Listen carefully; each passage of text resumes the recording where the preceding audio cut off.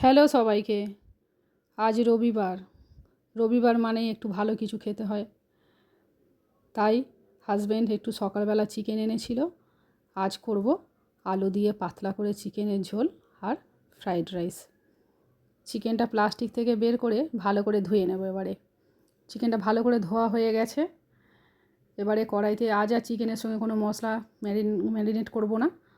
কড়াইতে সব মশলা একসাথে কষিয়ে দেব। কড়াইতে একটু সর্ষের তেল দিয়েছি, যেহেতু আলু দিয়ে বানাবো তাই আলুটা আগে ভালো করে ভেজে নিচ্ছি লাল লাল করে। এদিকে লাল লাল করে আলুটা যতক্ষণ ভাজা হতে থাকবে ততক্ষণ আমি ফ্রাইড রাইসের চালটা বের করে নিলাম। নিয়ে কড়াইতে আলুটা তুলে নিয়ে এবারে শুকনো লঙ্কা, তেজপাতা, গোটা জিরে আর গোটা গরম মশলা ফোড়নে দিলাম। দেয়া হয়ে ফোড়নটা যখন একটু ভাজা ভাজা হয়ে যাবে দিয়ে দিলাম কোচানো পেঁয়াজ।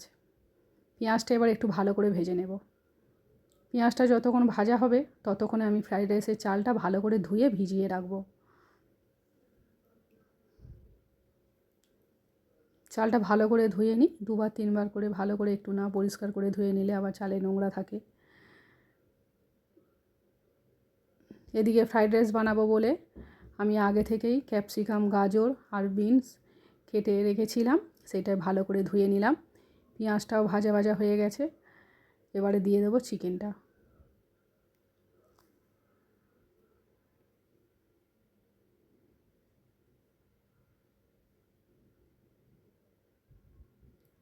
এটা আমি মিক্সিতে একটু আদা, রসুন আর কাঁচা লঙ্কা একসাথে পেস্ট করে রেখেছিলাম, সেইটাও দিয়ে দিলাম। দিয়ে সব এবারে একসাথে খুব ভালো করে চিকেনের সাথে কষিয়ে নেব।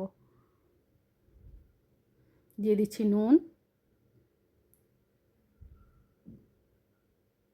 আর হলুদ গুঁড়ো।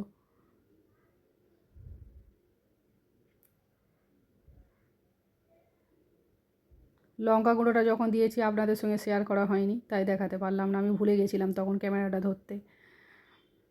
চিকেনটা প্রায় কষা হয়ে গেছে, তেলও ছেড়ে দিয়েছে। এবারে জল দিয়ে দেব।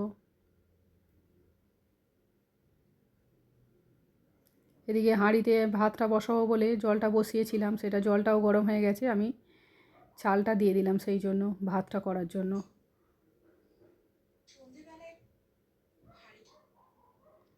চিকেনে জলটা দিয়ে দিলাম, কেননা চিকেনটা খুব ভালো মতো কষা হয়ে গেছে।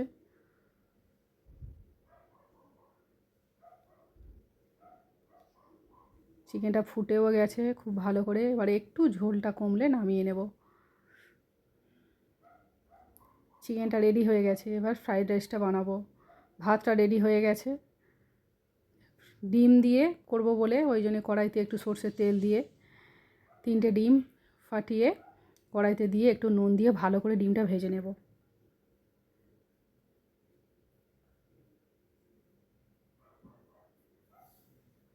ডিমটা একটু ঝুড়ো করে নামিয়ে নিয়েছি। কড়াইতে দিয়ে দিচ্ছি পেঁয়াজ, যেহেতু ডিম দিয়ে বানাবো একটু পেঁয়াজটা না দিলে একটু কেমন কেমন খেতে লাগবে, তাই একটু পেঁয়াজ দিয়েছি।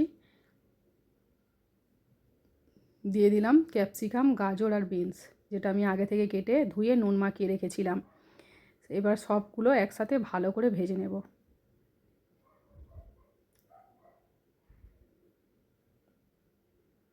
ভালো করে ভাজা হয়ে গেছে, তুলে নেব। এবার কড়াইতে একটু ঘি দিয়ে দিয়েছি। অল্প একটু ভাত ততক্ষণ ভাজবো হাজব্যান্ডের মতো, কেননা হাজব্যান্ড অফিস যাবে, তার আবার তাড়া আছে। ভালো করে ঘিয়ের সাথে ওই ভাজা ভাজা হয়ে যাওয়ার পরে দিয়ে দিলাম ভাতটা।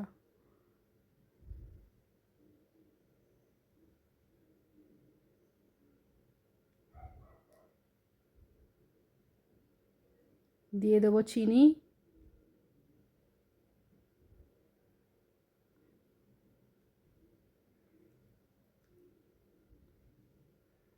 আর পরিমাণ মতো নুন।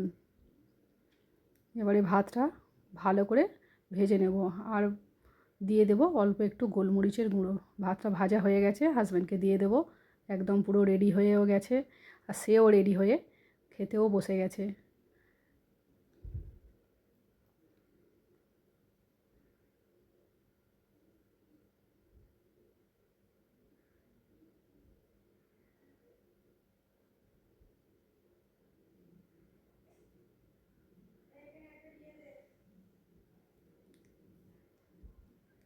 আমারও কমপ্লিট।